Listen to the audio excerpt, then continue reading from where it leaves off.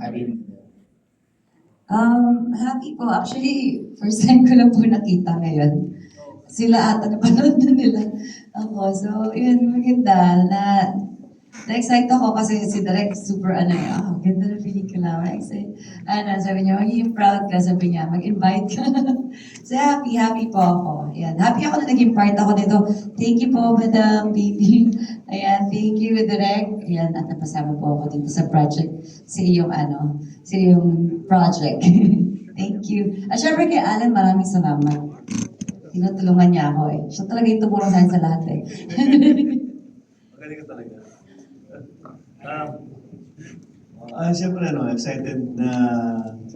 excited kami lahat na palabas tong Abilida dito sa Cinemalaya and sana mas marami pang yung regular showing, sana mapalad ng mga kababayan natin, at least sa pinapaguran, of course, ng Direk Louie, ating producer, and pinapaguran namin. Mas malinaw dito yung pinalabas kasi nung first time ko siya napanood doon sa Vietnam, sa Danang Film Festival. So yun. And masaya dahil maraming nanood niya. Thank you. Second question ko kay Direk Louie.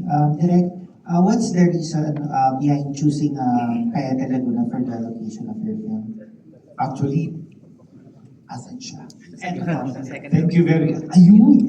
Maraming salamat. Actually, 10 taon ko ito tinago. Storya ko to. Parang kapitbahay kasi nakatira ako sa Pagsanhan, kapitbahay ko ang Cayete. So, lahat ng friends ko, barkada ko, mga artists, kasi nagpipinta rin ako, yung mga sculptors, ng mga barkada ko doon, including Leandro Valdemor. Ang maraming mga kwento doon. Nagkataon may magandang kwento kasi pag kami na sa utak ko, natatandaan, tinutuloy ko, isinusulat ko muna hanggang mag-collaborate kami ng aking magaling na screenplay na si Ralston Nover.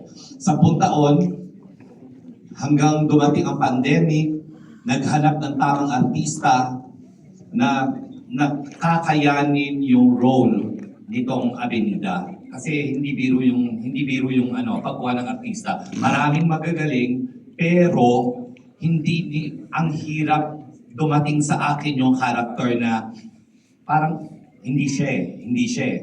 Ang talagang pumasa sa akin, si Allen. For 10 years. Allen Dizon, alam naman natin na kulang na yung cabinet niya sa awards, pero tinanggap pa rin niya itong role na to kahit maliit yung proyekto, tinuloy namin sa panahon ng pandemic. Si Nida, isa pa, kailangan ko ng maganda, hindi lang maganda, pero yung acting niya, kaya niyang baliin, magaling umarte. And talagang si Katrina, sa kanya yung napunta yung role. So, of course, yung aking mga supports, talagang tinulungan kami, like si Leandro Valdemor, siya talaga yung mga umuukit ng yung mga ginamit naming props, kanya yun, siya ang artist nun. Siya ang sculptor nun.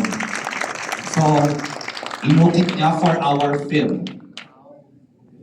Pinasadya. And then, collaboration namin ni Ralston Nover. Alam naman natin, award-winning director din si Ralston, pero pumayag siyang sumulat para sa akin. And syempre, yung nag-iisa dito sa tabi kong kaibigan, maraming natatakot na i-direct siya, pero hindi ako natakot na i-direct siya. Kasi mabait. Sumusunod sa director. Napakagaling, take 1. Salamat, Inay. Nanay ko ta. Memorize, dumadating sa set, ang haba-haba, about 5 pages of yung dialogue na yung kompleto. Memorize, take 1. That's Direct Joel Lamangan. Thank you.